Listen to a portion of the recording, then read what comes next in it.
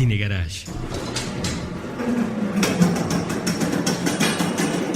Aquí cabe todo el cine. Con Eric Estrada.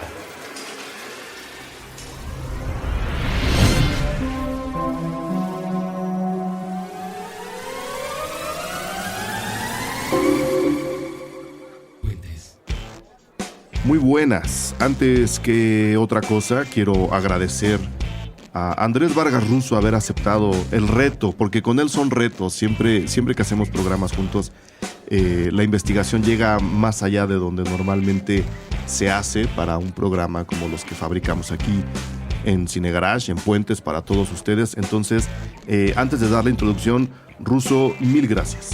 La paz sea contigo y con todos ustedes.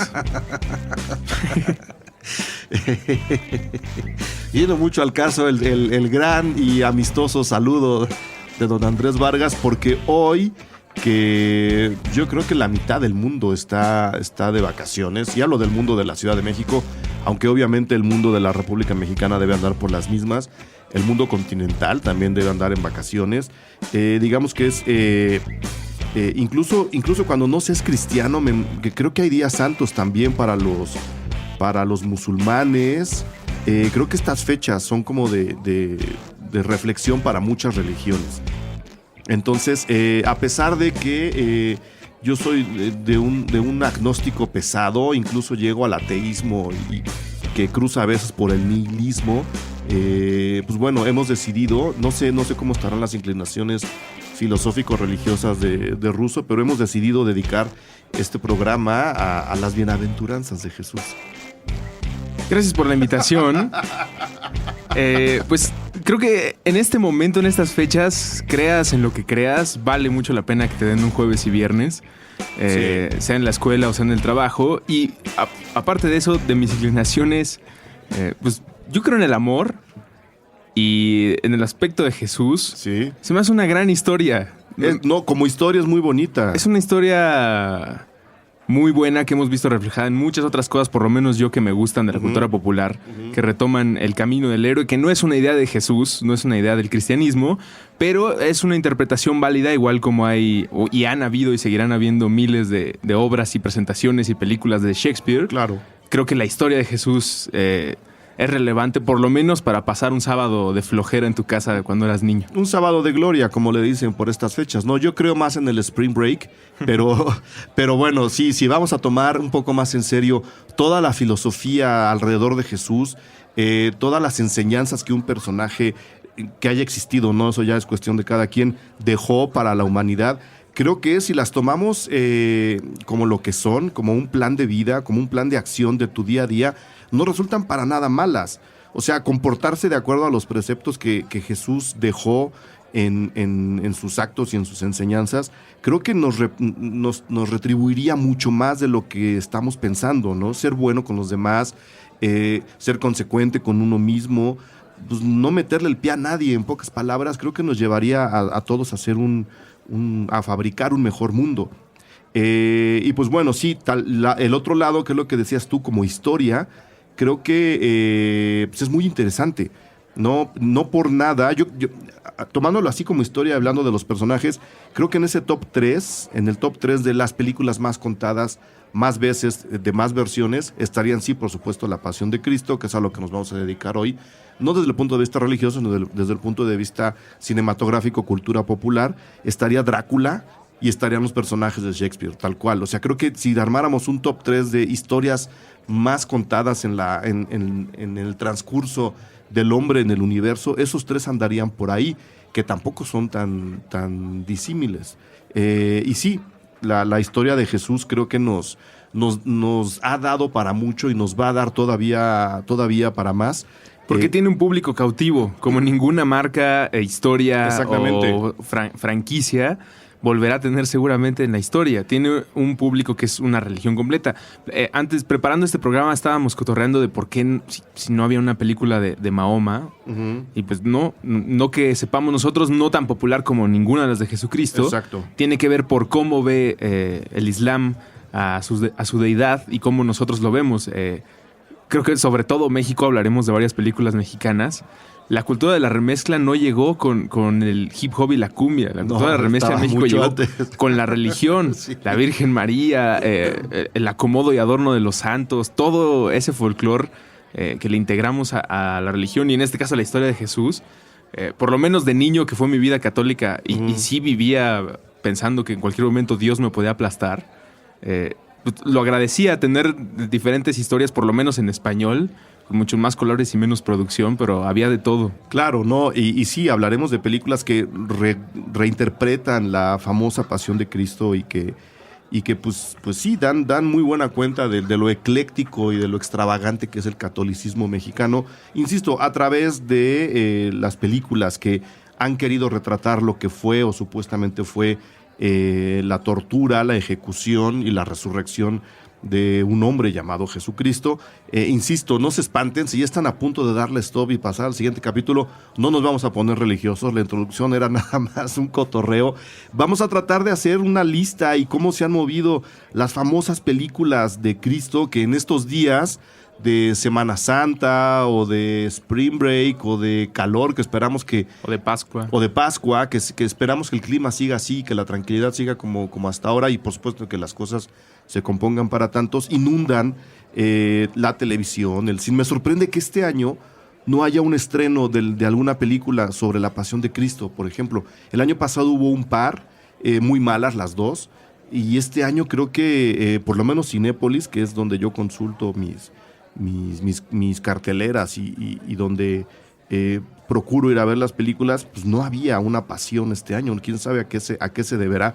El año pasado mandaron una terrible, que además es serie de televisión, duraba como 2 horas 40, una cosa así. Sí, el sistema de televisión nacional de Estados Unidos, NBC, ya va por la segunda temporada de la Biblia y la anuncia como si fuera una segunda temporada de Breaking Bad. Sí.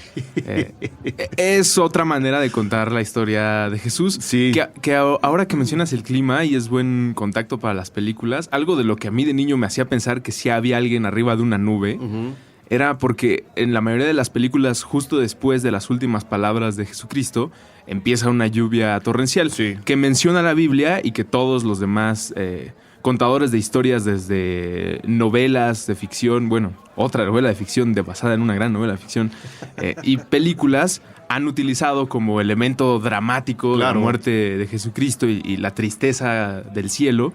Y eso pasaba mucho. Y no quiero ser profeta, ustedes revisen si escuchan este programa el día de la crucifixión, el que se conmemora, suele llover. Entonces, si tienes al sacerdote, a la película, o sea, las dos cosas que más te interesan si estás en un mundo infantil católico, que es tus papás, el cura y la tele, dicen lo mismo. En muy pocas cosas están de acuerdo los tres, y esta es una de ellas. Jesús existe y pasó esto. En una de esas, el estado del tiempo va a decir, en el momento en que crucifiquen a Jesús en Iztapalapa, va a llover.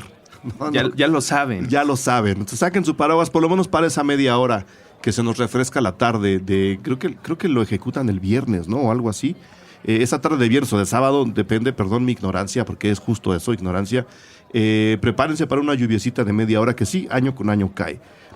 Pues bien, dada ya esta extravagante introducción, vamos a hacer un pequeño recuento de las películas que desde nuestro punto de vista valen la pena o a veces no valen la pena. Un poco la propuesta cuando invité a Russo a hacer este programa era, vamos a hacer un juicio pilático. Vamos a jugarla a cada uno de Poncio Pilatos. Tú vas a dar las películas que te gustan y yo voy a refutar las películas que te gustan, porque a mí normalmente estas películas que involucran Jesucristos y crucifixiones y resurrecciones me resultan tremendamente aburridas. Creí que te gustaba el cine violento, Eric. Me gusta el cine violento. De hecho, lo único que recojo de la famosa Pasión de Cristo de Mel Gibson es la lluvia de sangre y el acercamiento al involuntario, al gore, que el señor Mel Gibson le caen encima a su Jesucristo, creo, y seguramente por ahí estará anotado en algún registro. Creo que, y pues podemos empezar por esa, ¿no? Que es además de las más recientes, de las más conocidas y de las más controversiales. Creo que La Pasión de Cristo de Mel Gibson es sin duda la pasión más sangrienta, más violenta, más gore y más extraña que se haya filmado, porque se filmó en arameo. O sea, se acercaron a investigadores de historia que les dijeron, así se vestía la gente, así hablaba la gente, esto era lo que pasaba, pero el señor Mel Gibson le importó muy poco, aunque la película se hizo así, y se centró en un juicio larguísimo, en un juicio violentísimo, y en unos close-ups en donde veíamos la carne del propio Jim Caviezel volar cuando el látigo despegaba de su espalda. Recuerdo muchas notas de cuando esta película estaba en los cines, sobre todo de... Esta ya te tocó, ¿no? Es que Sí, casi claro, todas claro. las otras de las que vamos a hablar no nos tocaron. No, es definitivamente la más reciente, no es la más controversial. Creo que sería difícil que alguien se colocara en la 1 existiendo la adaptación del libro que es La Última Tentación de Cristo, pero esta adquirió, creo que además, más volumen de controversia por lo que estaba pasando con su director. Y Sí. con Mel Gibson como persona popular, famosa en el mundo, uno de los actores más populares de los 90, convirtiéndose en un director pues con un discurso que no veías venir de ningún lado, ¿no? La carrera de Mel Gibson hasta Corazón Valiente no nos apuntaba a que tuviera una tendencia religiosa o... Tan radical. Exacto, o agresiva contra ciertos grupos de humanos. Ujú. Y de repente con esta película se presenta así, ¿no? Es como si Clint Eastwood hubiera empezado a dirigir musicales Infantiles. ¿no? Sí. No lo veía venir. No, pues no. Con Mel Gibson nadie lo vio venir y sin embargo, con toda la sangre y lo violento, lo popular que fue entre Sí. grupos cristianos que se sumaban a la parte del sufrimiento de Jesús, pero de alguna manera al sumarte a una película que también lleva ese mensaje que rayitas arriba o abajo puede ser antisemitista o Es fue que calificado así. a eso me refería yo con que la película es controversial. Perdón que no venía en el guión que te pasé, Russo. La película es del 2004, es decir, el año pasado cumplió 10 años. Y mucho de lo que se le criticó, porque se le criticaron varias cosas, a la Pasión de Cristo de Mel Gibson, fue justo el enfoque justo antisemita que le dio visualmente y dramáticamente en la película. Quien tenga el valor de revisarla, yo no lo voy a hacer jamás, quien tenga el valor de revisarla se va a dar cuenta que los judíos, los sacerdotes y el pueblo judío representado en la Pasión de Cristo es prácticamente un rebaño que no... Malo, Sí, malo, son malo. malos. La película solo tiene bueno, juega mucho con el maniqueísmo. Jesús y sus seguidores son buenos a morir y todos los demás, es decir, romanos y judíos, son malos. No hay matices en la película. Y no solo eso, se discutía mucho la propia imagen de Barrabás, que obviamente era judío y es a quien Poncio Pilatos ofrece a cambio del apresamiento de Jesús. Sí, es el perdón que otorgaba el gobernador romano, en ese entonces Poncio Pilatos, y escoge a Barrabás sobre Jesús. El pueblo escoge a Barrabás. Que era un lacra. Era un lacra y visualmente era un lacra, era un asesino confeso. O sea, según lo que cuentan, era así como una fichita, ¿no? Como ciertos gobernantes o... Bueno, ya. Visualmente está representado como un hombre muy con numerosos defectos físicos en la cara, que le escurre la baba por un lado, o sea, un animal, una bestia, ¿no? Que no había, como para marcar todavía más la diferencia entre Jesús. Jim Caviezel. Exactamente, un Jim Caviezel muy guapo, ¿no? Que ya a esa altura está súper golpeado, pero que uno mismo, incluso sin ser católico, dice... Pues es que no es posible que escojan a esta bestia que está ahí al lado en contra de este señor que está muy golpeado. Hay que decir algo, esta película es tan radical, es tan maniquea y es tan violenta porque, recordemos la fecha, se estrenó en el 2004.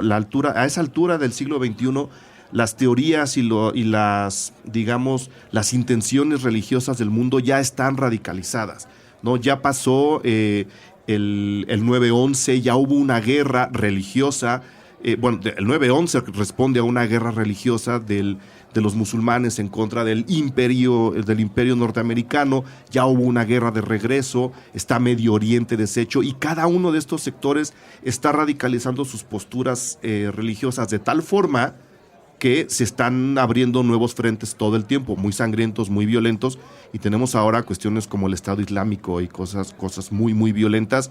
El catolicismo de Mel Gibson y la pasión de Cristo que él refleja no es otra cosa sino recoger el sentir de ese mundo en ese momento. Yo creo que por eso la película es tan violenta.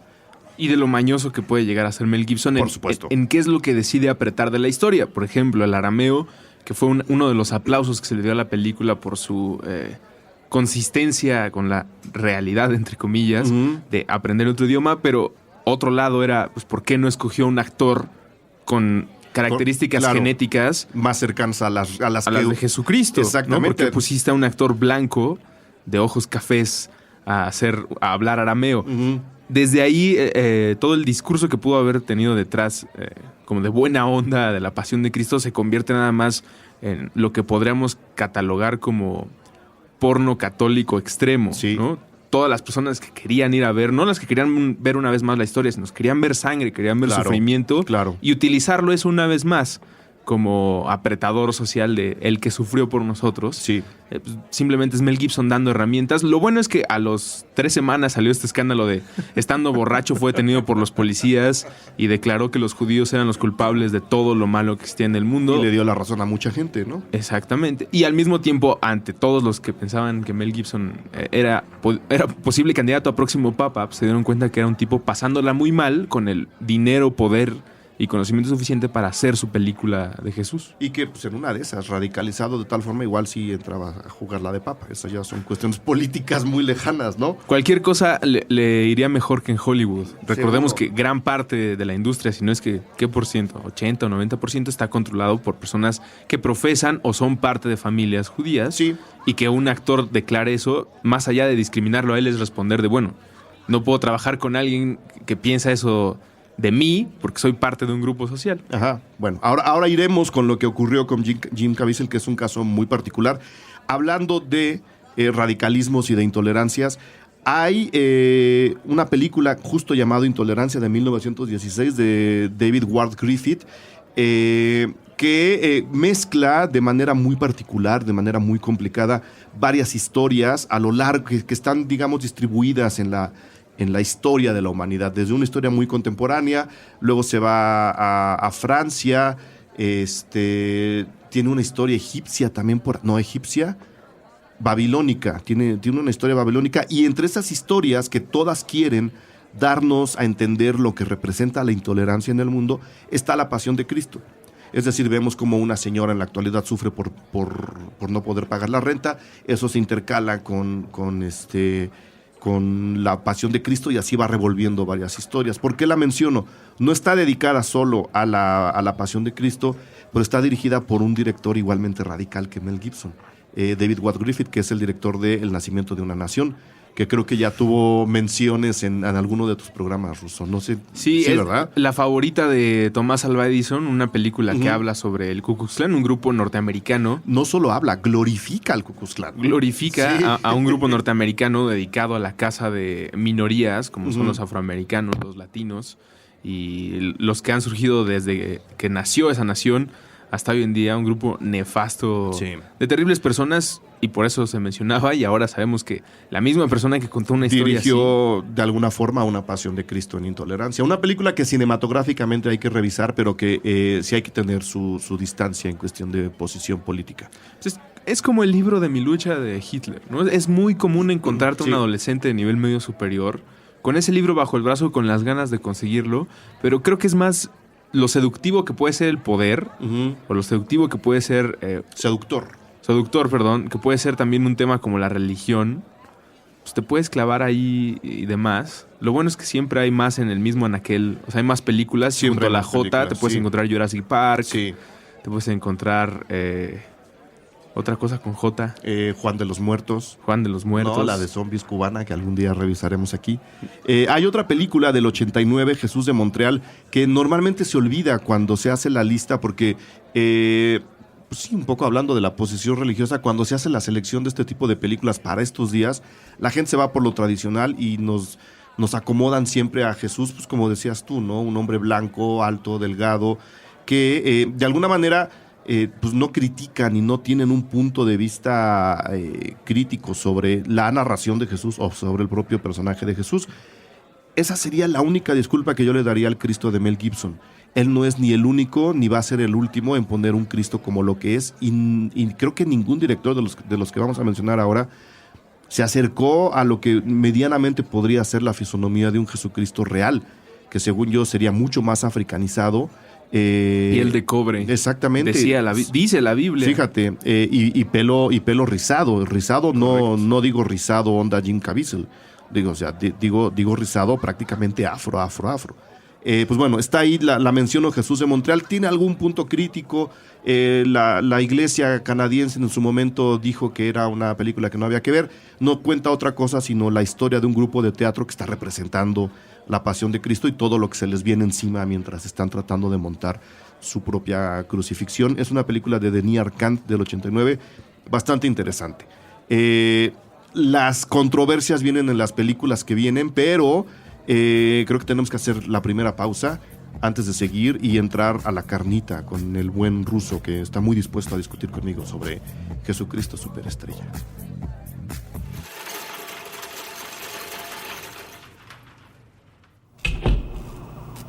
Empezó con luz blanca. No era el tipo de destello que describen quienes han estado cerca de la muerte. Era el brillo del foco ahorrador que escupía un poco de verde y azul sobre la mesa. El escritorio estaba limpio, los cajones cerrados. Las personas que laboraban aquí en aquella época, antes de la gran mutación, conocían la importancia de ordenar el espacio de trabajo.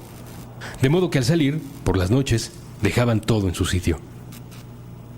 La madrugada de un día hábil, minutos antes de que la ciudad volviera a la batalla de supervivencia. El relato se vuelve confuso en la siguiente escena, pues como ocurre con leyendas de este calibre, distintos protagonistas aseguran haber tenido la idea primigenia. Una versión dice que cansado de ser golpeado con prisa toda la semana, cada semana, el teclado lanzó el primer sonido.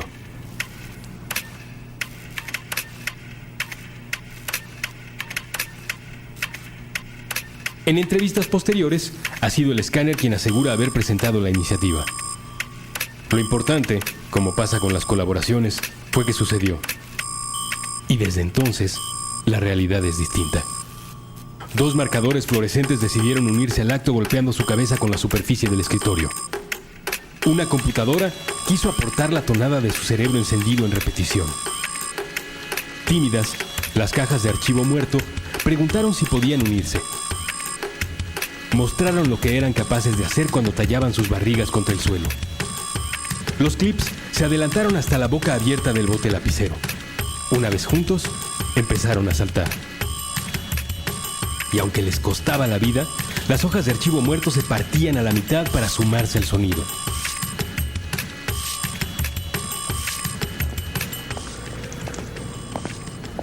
Cuando los trabajadores de la oficina arribaron al lugar, encontraron la cascada de sonido inundando todos los cubículos y la sala de juntas. Quedaron sobrecogidos. Quisieron mostrar a otros el descubrimiento y sus notas. Pronto supieron que la orquesta de artículos de oficina solo podía ejecutar su número en presencia de personal autorizado. Los espectadores debían llevar la identificación con fotografía en un lugar visible durante toda la actuación. Fue así como surgió la tradición de escuchar sus conciertos con el brazo izquierdo extendido, el rectángulo de plástico sujeto por arriba de la cabeza. El gerente internacional de compras de la compañía estuvo a cargo de la logística durante la primera gira. La orquesta visitó primero Guadalajara y Monterrey, luego Los Ángeles y Chicago. Había que trabajar en una oficina para verlos o limitarse a las imágenes agitadas que podía ofrecer la red. Las personas comenzaron a adoptar el código de vestimenta del espacio laboral como un emblema de orgullo. Se le pudo ver, incluso, como disfraz popular la noche de brujas. De esa forma, muchos pudieron decir, esto fue importante y valioso para mí. Escuchaban esa música y algunos humanos comenzaban a preguntarse qué otras ideas, sensaciones y mundos habían escapado a su percepción en medio del trajín cotidiano. Si esto eran capaces de hacer los artículos de oficina, ¿qué podía esperarse de las panaderías, los bares o las tiendas de historietas cuando nadie les miraba? A otros les parecía que una tropa de artículos de oficina capaz de hacer música por cuenta propia no era espectacular. y seguían su camino hasta la siguiente fotocopiadora, cuyos intentos por atrapar la atención terminaban en un abismo. Puentes de una irrealidad a la otra.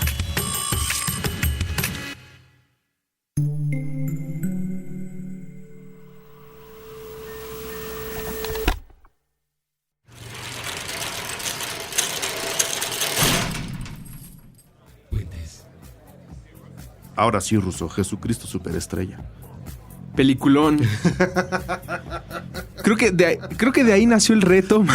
De ahí salió el reto. Estábamos tratando de planificar esto un viernes cerrando la oficina y a Russo se le iluminaron los ojos cuando mencioné la pesadilla que representaba para mí Jesucristo Superestrella, y resulta que a él le gusta mucho. Puede que sea la película por la que muchas personas odian los musicales. Sí. Y la película por la que muchas personas le entramos a los musicales.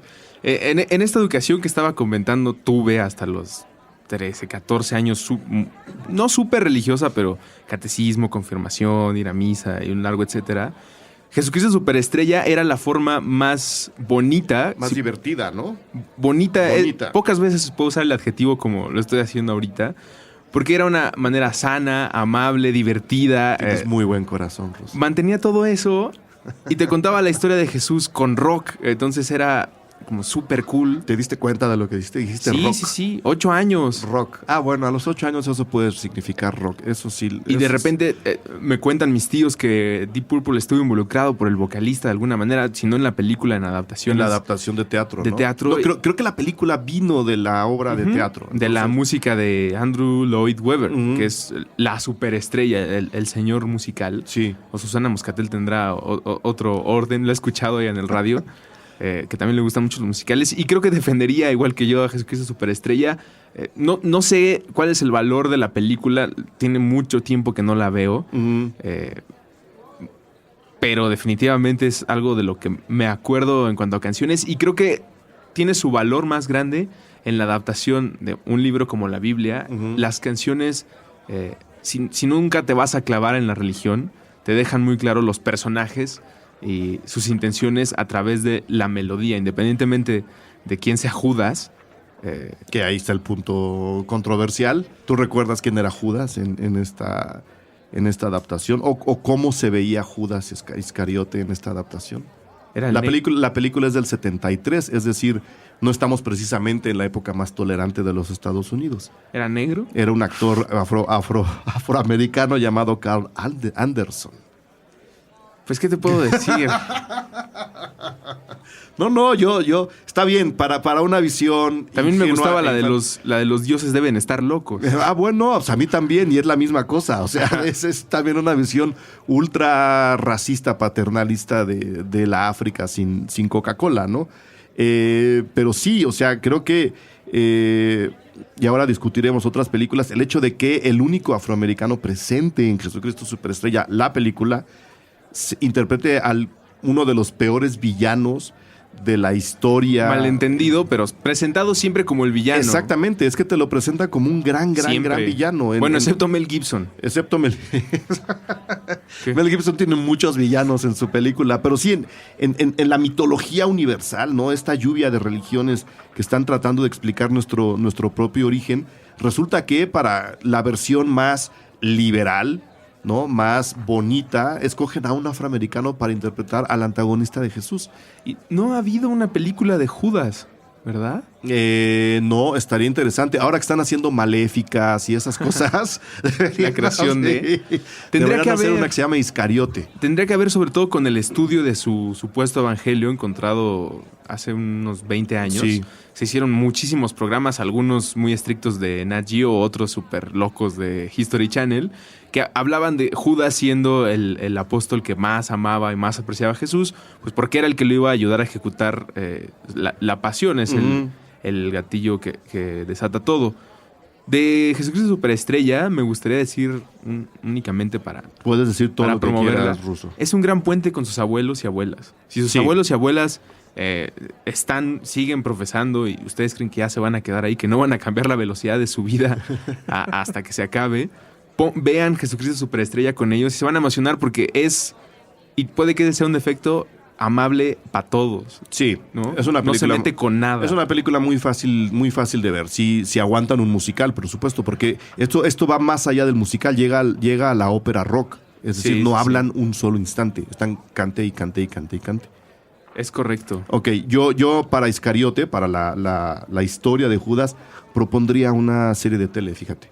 Hablando de Breaking Bad hace rato. Con Mickey Rourke Con Mickey como Judas. Es que tiene que ser alguien con esta decadencia hollywoodense que... Sí. ¿Quién más, además de Mickey Rourke, tiene este encanto de se fue a la ruina su vida, pero sigue siendo famoso? Ahí. John Travolta. Pero lo que pasa es que John Travolta tiene ahora menos glamour que Mickey Rourke. Sí. O sea, Mickey Rourke sí está en un nivel diferente. Fueron dos que perdimos y que nos rescató el cine, pero... Nicolas Cage podría ser su gran regreso. Nicolas Cage como Judas. podría ser un muy buen Judas. Hay que ver si quiere actuar con peluquín o no. Si dice que no, que la haga de Judas. Hablando de Judas, hay una película mexicana clásica que pasan todas las Navidades y todas las Semanas Santas. ¿Por qué la pasan en Navidad? Nunca me lo he explicado. ¿No? Pero el Mártir del Calvario aparece en Navidades y en Semana Santa en México. ¿Quién era el Judas Iscariote de El Mártir del Calvario? Nada menos que Manolo Fábregas, uno de los mejores actores de teatro, de tele y de cine que ha dado este país. Y era un Judas también muy avillanado, ¿no? Incluso le ponían un arete en una de las orejas, era un Judas muy impostado, o sea, también estaban jugando con el maniqueísmo de tal forma, y hablando incluso de posiciones racistas y clasistas en Jesucristo Superestrella. Resulta que el Jesucristo del Mártir del Calvario es un actor español que se llamaba Enrique Rambal, y que actuaba a Jesucristo con acento español. No, es decir, ahí está nuestro ideal, ¿no? Alguien que no es como nosotros. No nos podían levantar más la quijada. Exactamente, ¿no? Era así como de él es la guía, ¿no?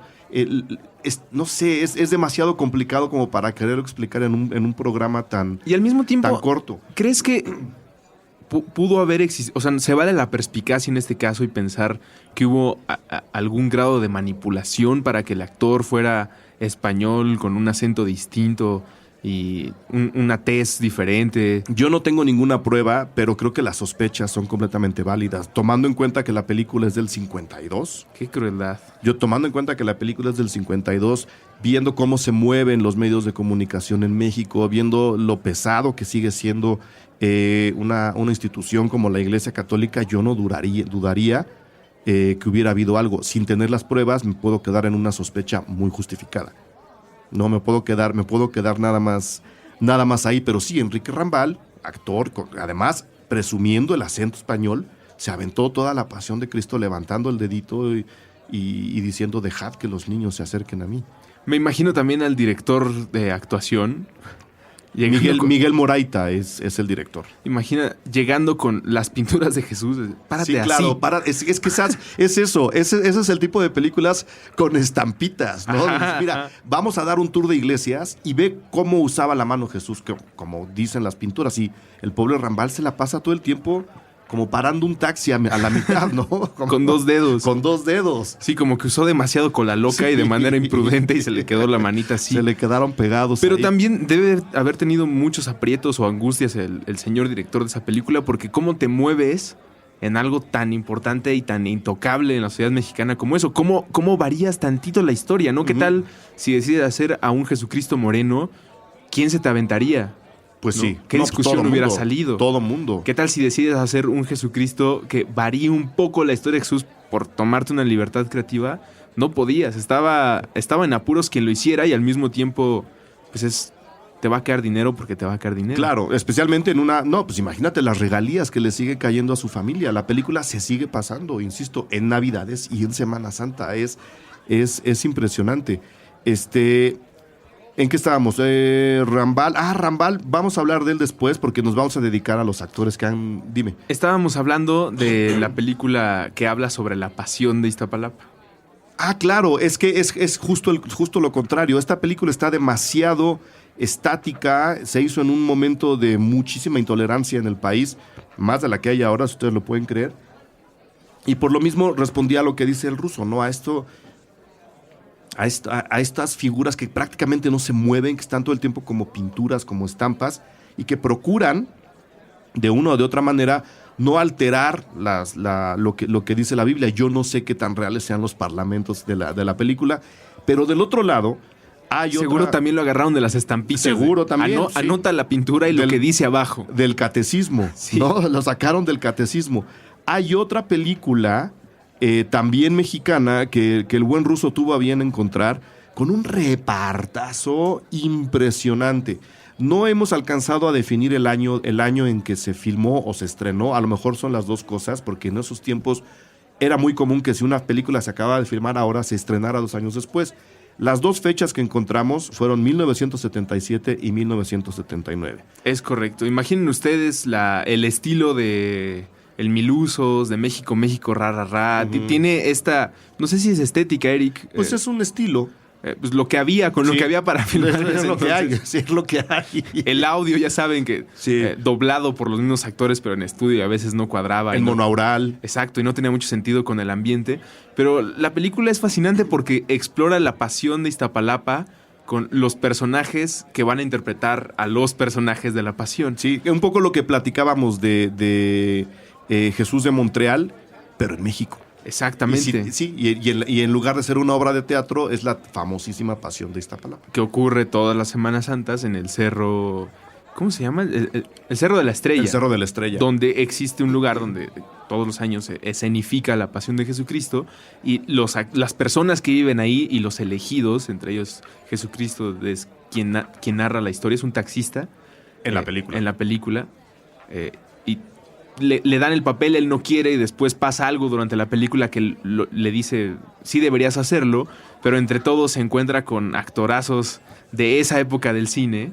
Bueno, actorazos en general, a la fecha Actorazos siguen en general, actuando. Sí. Y pues, en una aventura bastante divertida. Siempre que está Héctor Suárez en cualquier tema cercano a la política es divertido. Ahora Sí, imagínense a en Héctor la Suárez religión. cercano a la religión y mimetizando a una de las personas de Iztapalapa que tienen características que resaltan como las de muchas otras zonas de la ciudad, como solo Héctor Suárez puede hacer o pudo hacer algo así Claro. de genial. La película es de Servando González, se llama El Elegido, hablando justo de que él va a ser el que va a interpretar a Jesús en la Pasión de Iztapalapa, un papel que se pelean por años, tengo entendido. Y el reparto tal cual, Héctor Suárez, Katy Jurado, Manuel Ojeda, José Carlos Ruiz, Rodrigo Puebla, Salvador Sánchez y Patricia Reyes Espíndola, entre otros, ¿no? Ahí fue donde paramos la lista del reparto, porque sí, resulta que la película tiene muy buen soporte. Y si la vemos actoral. ahorita, seguro nos encontramos a muchos actores que en ese entonces era su primer película. Sí. Me pasa muy seguido con el cine que ofrece Canal 9. Ujú. Ya tiene mucho que no lo veo, pero te encontrabas la versión más joven y con más esperanza de muchos. De muchos. Que ahora ya son... No, y lo mismo pasa en Cinecanal y en esos... hay otro solo de película que es solo de Sí. cine mexicano. Los ves a todos chavitos y en blanco y negro. Donde, un paréntesis breve, siempre en Día de Muertos pasaban 3 o 4 películas de película, que era Vacaciones del Terror, Macario. Macario y Aquí Espantan. Ac- Adivinen cuál de las 3 ya no pasan. En la que sale la primera dama. Pues sí, no, esa allí ya... enjuagándose con Rafael Inclán. Sí, ahí estaba. Esa ya no sale. Entonces, si alguien la tiene por ahí en DVD, pásela y le hacemos un retrovisor aquí en Cine. Por favor. Encontramos después de... el mismo ruso, habiendo propuesto platicar del elegido, encontró una rareza bien interesante. Gospel Road, A Story of Jesus. Johnny Cash y su redención en el cine, literalmente a través de Jesucristo. Después de que June Carter lo rescatara, o eso nos cuenta Walk the Line, y así fue, algunos de sus autores que le dedicaron libros están de acuerdo con ese detalle. La vida decadente y musical de Johnny Cash cambió por completo gracias a June y en gran parte de salud a la religión. Entonces Johnny Cash queda enamorado de la historia de Jesucristo después de abandonar las drogas y lo ve como un personaje que tiene que contar la historia igual que Clint Eastwood algún vaquero, ¿no? Sí. Johnny Cash lo ve como una tragedia a la cual él, como un compositor especializado en el desamor y en las historias que no terminan bien, pues puede aportarle lo suficiente, además que está en este esta vibra que adquieren los nuevos cristianos, que es como los que dejan de comer gluten, que a todo el mundo le quieren contar Lo que hace. la pasión que están viviendo. La diferencia es que Johnny Cash pues tenía acceso a el presupuesto de disqueras, amigos con compañías y personas, una vez más, público cristiano que sabes que va a estar ahí, cristiano y católico, que tienen una industria totalmente paralela al de nuestro universo, en el que tienen a sus superestrellas, tienen a su cine y tienen pues, toda una cultura popular extensa. Johnny Cash hace este crucepuente con esta película en la que va narrando la pasión de Jesús en escenarios de Tierra Santa. Por ejemplo, está parado junto a las cruces y canta una canción y habla un poco sobre Dimas, Gestas y ese momento en la Biblia. Que eso es bien padre, ¿no? Siendo Johnny Cash, por supuesto, se acerca al lado de los perdedores que se redimen, que son este par de ladrones, Dimas y Gestas. Y desde ahí, desde ese enfoque, es como ve a la figura y las enseñanzas de Jesús, a quien, pues como bien dices, erróneamente se le adjudica haber salvado una de las almas más negras que ha tenido la cultura popular. Lo digo por la ropa, no por otra cosa. Seguramente el señor Cash era un tipazo, y lo podemos ver cada vez que canta. Entonces, ahí está, yo creo que el gran dato de trivia de este programa, ¿no? Gospel Road, The Story of Jesus, que además se puede ver en YouTube. Sí, alguien lo subió ilegalmente y mientras esté ahí, pues ustedes la pueden ver. Mientras el cuerpo aguante, ahí la tienen todavía. Hay otra, antes de llegar al señor Scorsese, hay otra película que me gustaría mencionar porque también escoge tiene una perspectiva muy particular para narrar la historia de Jesús. La película es de 1959, dirige nada menos que Luis Buñuel y se llama Nazarín. Nazarín, que además pasa regularmente justo en estos programas, en esos canales, en De Película y en el Canal 9. Curiosamente no en Semana Santa, es una película demasiado crítica con la figura de Jesús, con sus enseñanzas y en cómo el mundo las recogió. Creo que si pudiéramos tener la fortuna de platicar con Luis Buñuel, él estaría de acuerdo con la introducción que hicimos al programa. Las enseñanzas de Jesús son tan buenas que el mundo las rechaza o las manipula para darles un enfoque incluso violento, ¿no? Las cruzadas no es otra cosa sino inyectarle violencia a las enseñanzas de la Biblia y por supuesto a las de Jesús, la búsqueda del Santo Grial. Todo esto es una radicalización muy parecida a la que el yihad tiene en nuestros días con la religión musulmana.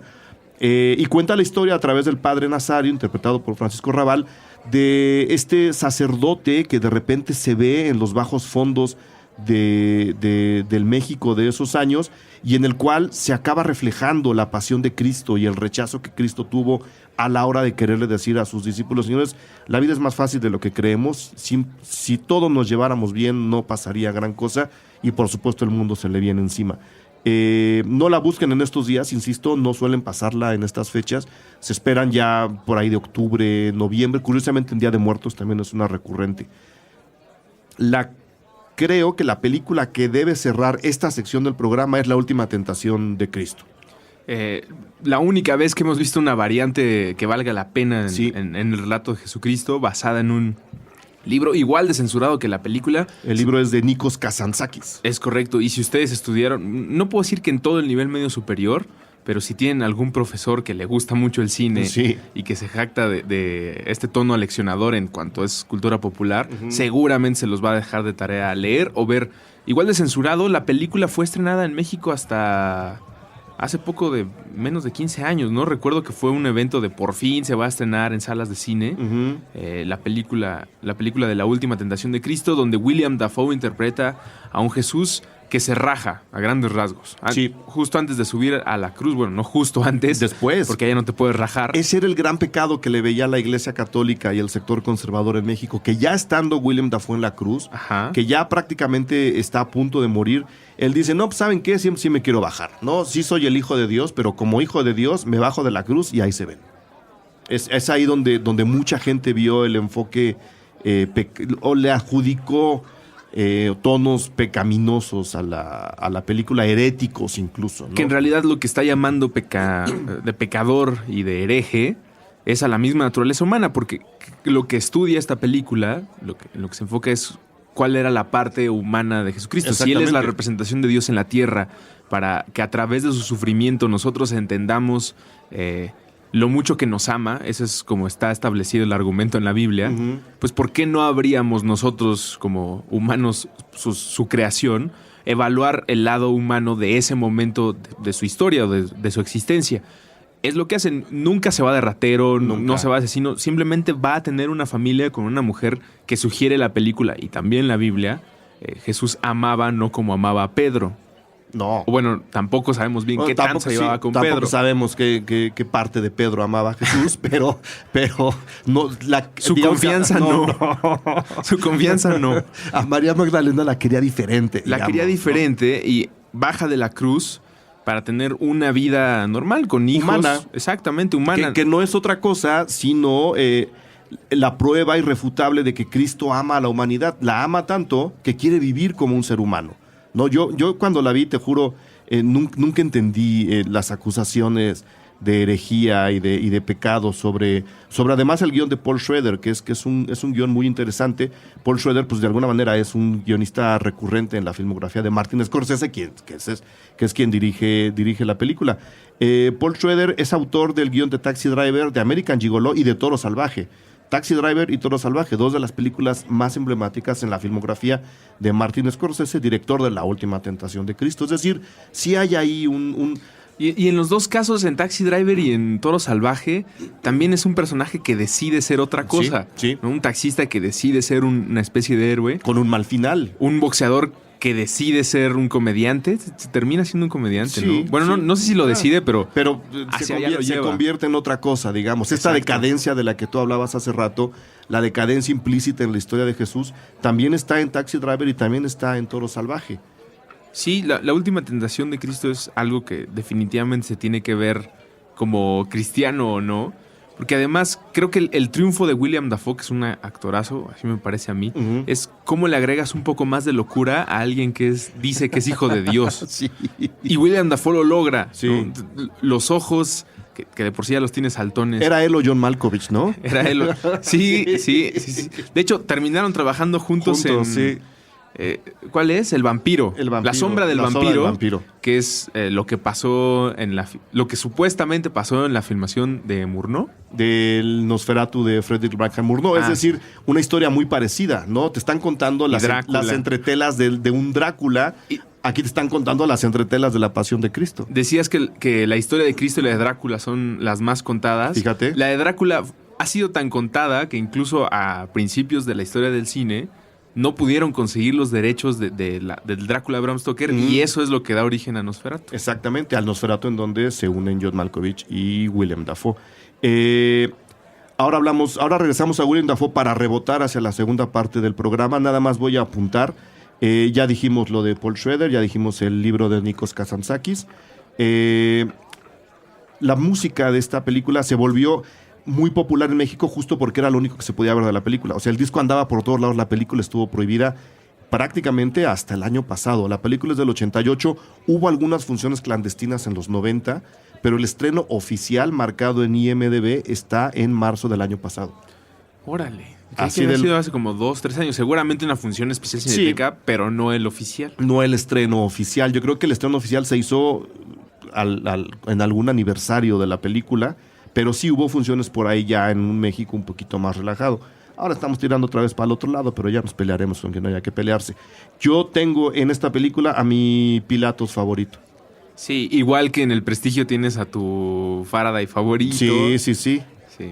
David Bowie. David Bowie es en esta película Poncio Pilatos y en El Prestigio Tesla, ¿no? David Bowie interpreta a Tesla. Sí, es cierto. A Tesla, sí. Sí, pero es que es parte de lo encantador y de lo mucho que cuida su mística o misterio David Bowie, ¿no? Pocos personajes en la historia del rock o en la historia de la cultura popular han sabido cuidarlo tanto, sabiendo tener estas apariciones que te dejan claro un sentido artístico y de búsqueda por el shock como entrega de mensaje. Escogió la película adecuada. Ahora, yo tengo una pregunta fuera de guión, Russo. Perdón que saque yo el trancazo. Ziggy Stardust, The Rise and Fall of Ziggy Stardust and the Spiders of Mars, ¿es una película, es una historia parecida a la de Jesús? Pues sí. Sí, ¿no? Ese es el Parecido, digo, no lo crucifican ni nada, pero sí lo crucifican de alguna forma. el camino del héroe. Ujú. Nosotros lo conocemos como la historia de Jesucristo, pero es una historia muchísimo, muchísimo más antigua de un hombre llamado Gilgamesh. Este es el dato Terraplana. Escuchen Terraplana los lunes a las 9. Gilgamesh era un señor que un día decidió salir a buscar la inmortalidad. Estamos hablando de Babilonia, estamos hablando de Uruk, de lo que ahora es Irak. Y el personaje decidió salir a buscar la inmortalidad porque ya podían escribir. Entonces dijo, pues puedo encontrar cómo no morir. Y todo lo que le pasó a Jesucristo, todo lo que le pasó a Moisés, todo lo que le pasó a Noé, lo escribió antes él. Y todo lo que le pasó a Gilgamesh antes son los movimientos del sol. El sol tiene un movimiento donde persina de alguna manera la tierra. Y por eso el sol es el Dios todopoderoso. El Dios supremo, ¿no? Y por eso la cruz y por eso... Todo es un rollo mucho más grande que las películas que nosotros estamos diciendo. Exactamente, por eso acabamos hablando de Ziggy Stardust. Y por eso acabamos hablando de Ziggy Stardust. Y de David Bowie, por supuesto, ¿no? Bueno, ahí está el dato, ya nos dirán ustedes si estamos volando muy lejos. Yo creo que el Ziggy de David Bowie es de alguna manera su Cristo, ¿no? Él ya hizo a Pilatos, ya interpretó a un vampiro. Vamos a ver si podemos algún día aterrizar a Ziggy Stardust dentro de la mitología católica. ¿Por qué fue la última película que mencioné? Pues porque, como bien dice Russo, el actor que interpretó a Jesús fue Willem Dafoe en la película La Última Tentación de Cristo. Y sin ser su primera película, sí fue la película que lo catapultó al éxito, ¿no? Fue la película donde Willem Dafoe, que ya era conocido, se convirtió en una mega estrella controversial a partir de la película, pero después, por otras razones, es un actor muy intenso, que además, curiosamente, en el pasado FICUNAM, la función de apertura fue Pasolini.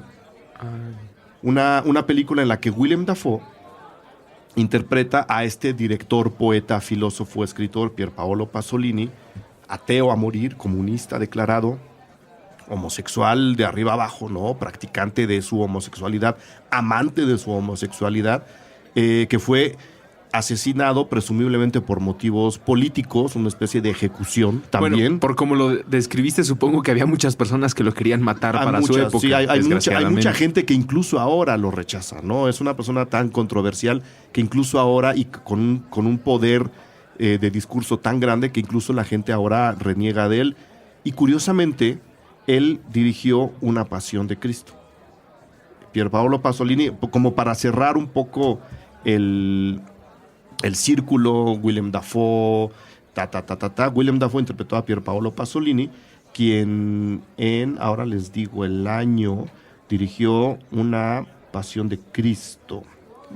La película, después de Teorema, que además también tiene ya implicaciones religiosas, hizo Pasolini el Evangelio, se dice en español, el Evangelio según San Mateo, en donde él hace su propia interpretación neorrealista de la pasión de Jesús. Pero bueno, estábamos hablando de Willem Dafoe. Creo que es de los pocos actores. Y bueno, también podemos rescatar al señor Enrique Rambal del Mártir del Calvario, que le deben su carrera a haber interpretado a Jesús. Si uno revisa la filmografía de Willem Dafoe a la fecha, pues bueno, va a llegar hasta Pasolini, pero en medio hay películas muy grandes, muy importantes, en donde él ha podido demostrar sus capacidades actorales. Y Spider-Man.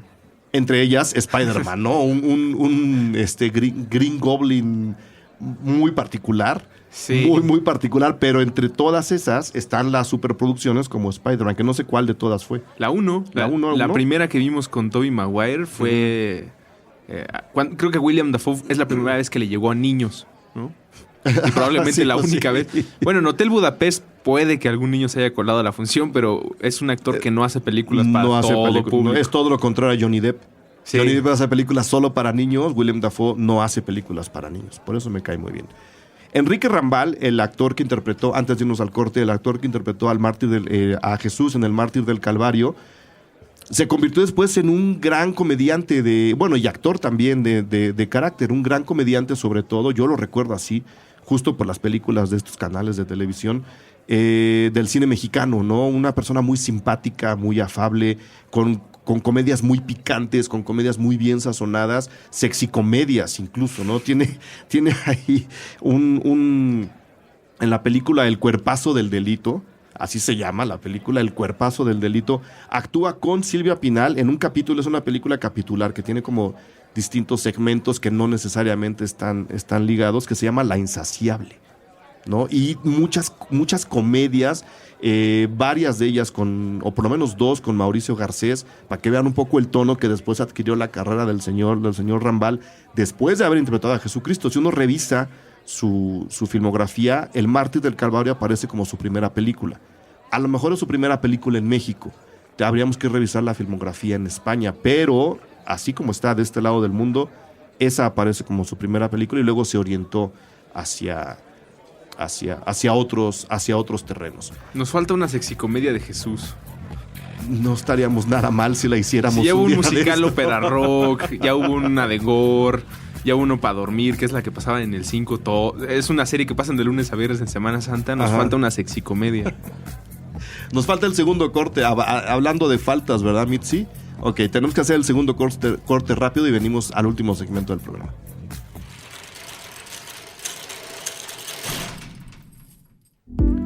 Porque la cosecha de letras nunca se acaba. Un libro para el fin, con Eduardo Limón.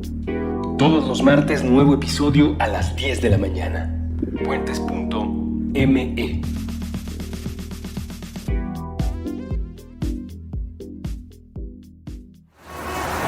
El principio y el final de un puente son relativos. Dependen de la orilla por donde el viajero inicia el camino y la dirección a donde quiera llegar. Puentes. Alianza Rebelde. Conversaciones sobre una galaxia muy, muy lejana. Con Julio, Russo y Boludo. Todos los viernes, nuevo episodio a las 9 de la noche. Puentes.m. Considerando la minúscula posibilidad de que cuanto sabemos esté mal. Puentes.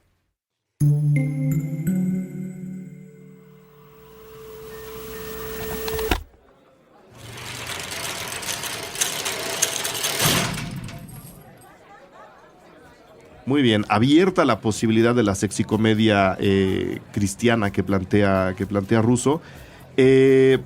Tendríamos que hablar, ya hablamos de Enrique Rambal, ya hablamos de William Dafoe, tendríamos que hablar de Ted Neely. Ted Neely es el Jesucristo superestrella que tú tanto admiras. Él es, enfrente del Judas que ya planteamos, él es quien interpreta a Jesús en Jesucristo superestrella. Por supuesto canta, por supuesto pues lo vemos ahí bailar con las güeras y con Yvonne Elliman y dando gorgoritos.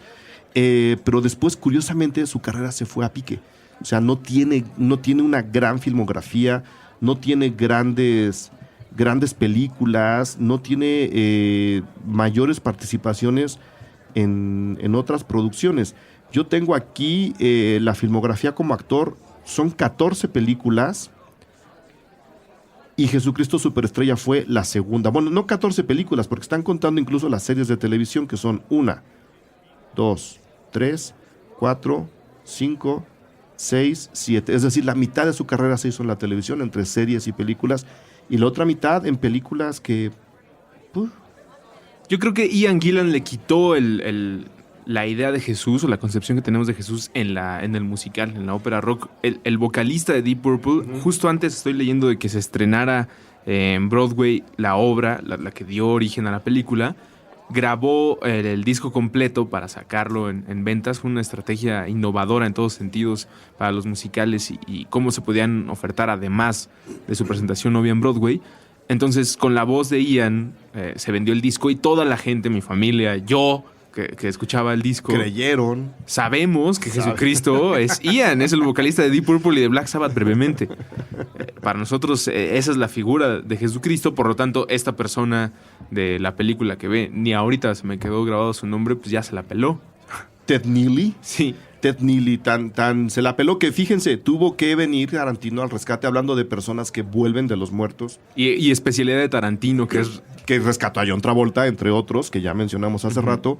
Tiene un papel pequeñito en Django sin cadenas. Ted Neely, gracias a Quentin Tarantino, aparece aquí como tracker, ¿no? Ese es el papel que supuestamente tiene. Yo, la verdad, no recuerdo haberlo visto. Pero no dudaría que esto no es azar del destino. O sea, no fue un agente que alcanzó a meterlo, sino fue Tarantino seleccionando específicamente al Jesucristo, y debe tener un papel ahí especial. No es de los hermanos que tenían cautiva a Brunhilda. Debe ser, ahorita. No sé, yo no me acuerdo, no me suena la cara para nada. Pero en una de esas... Pues sí, imagínense al típico Cristo güero, ¿no? Como en todas las películas, pero envejecido para Tarantino.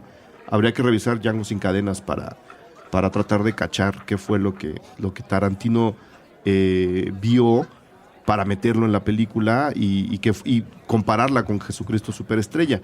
Se dice que Tarantino envió una carta a Mel Gibson pidiéndole que bajara la violencia de esa... No es cierto, estoy cotorreando. Pero hablando de Mel Gibson, volvemos a La Pasión de Cristo. Y a Jim Caviezel.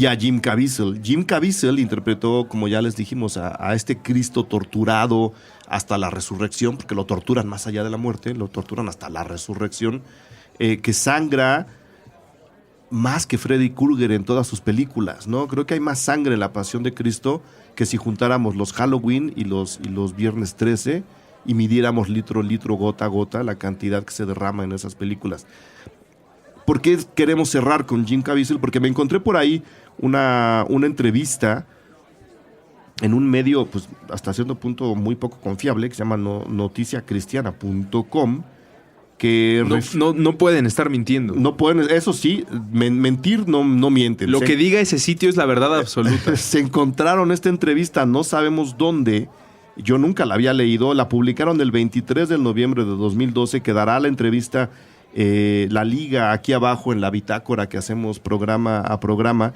Y en ella Jim Caviezel, este es el encabezado, dice: La Pasión de Cristo arruinó mi carrera, pero no me arrepiento de haberlo interpretado.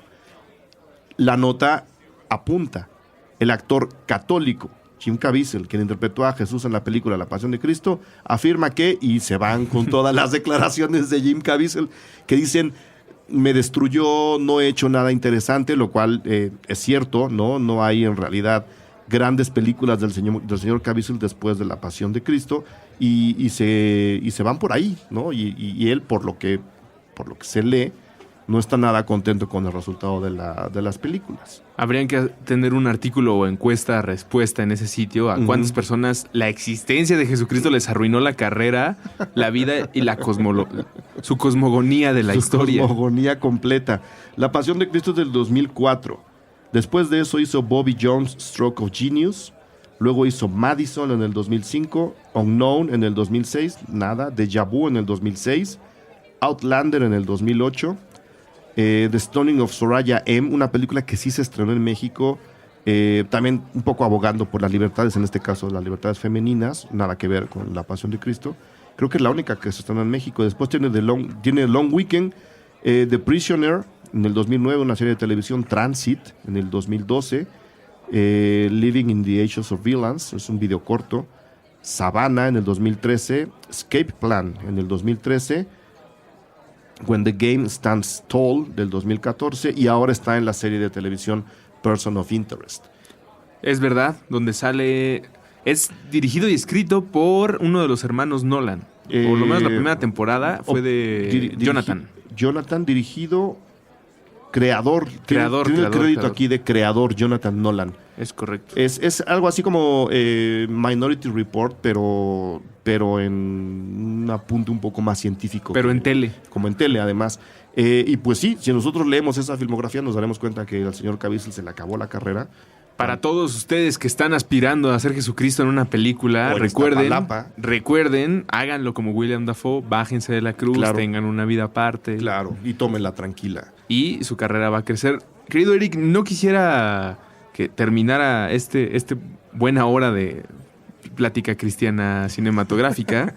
Sin hablar, lo estaba olvidando torpe yo, de mi película favorita sobre Jesucristo o con temática de Jesucristo. Que además nos acabas trata. de ser iluminado hace Sí, poquito sí, con sí, ese golpe de lucidez. Salió un poquito de luz que se reflejó en la torre de Ixe y me rebotó para acá. Estamos ubicados muy cerca de el nuevo Skyline mexicano. Tenemos un paisaje muy Blade Runner. Y así me acordé de Life of Brian. Sí, La vida de Brian, de los genios de la comedia Monty Python, a quienes muchos pueden ya no apreciar porque creo que es muy parecido a los primeros discos de los Beatles. Es difícil evaluarlos como buenos o malos a tanta distancia, sabiendo que en ese momento Monty Python estaba innovando en todo. Ahora pueden parecer chistes sosos o lentos, pero en ese momento no existía esa clase de comedia. Monty Python con el apoyo... Creo que ahora tampoco existe esta clase de comedia, ¿eh? Ya no, adquirió otro sentido. Ya es como ya no existe otra banda como los Beatles y sí, No los hemos oído. no están dentro de nuestro catálogo. Pero esta película existe gracias a a uno de los Beatles, George Harrison, quien es muy amigo o era muy amigo de los Monty Python. Y que le gustaba producir películas. Mete su lana para que se haga una película en la que nace justo al mismo tiempo que nace Jesucristo, nace un judío llamado Brian Cohen. Sí. Nace en el pesebre de al lado. Entonces los Reyes Magos Se confunden. se confunden y toda su vida es consecuencia de esa confusión.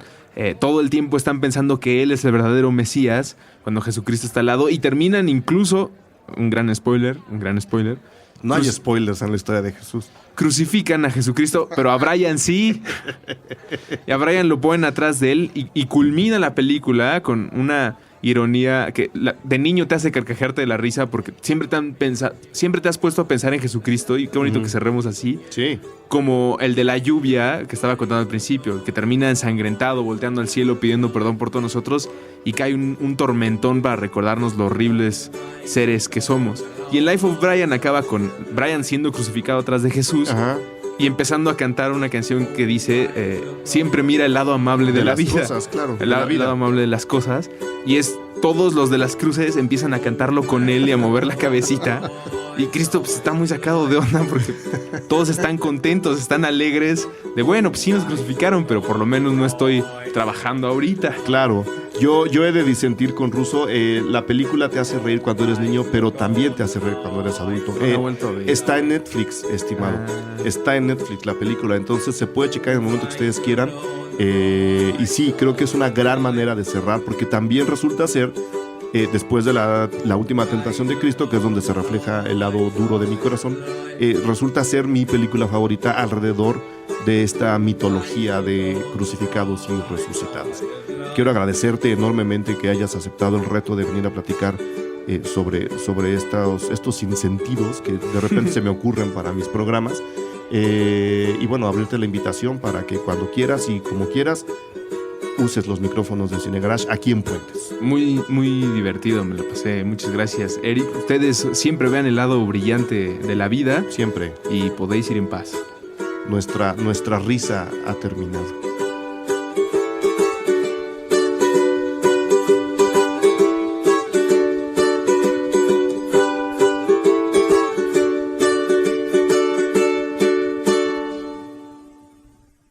Cine Garage. Aquí cabe todo el cine. Con Eric Estrada.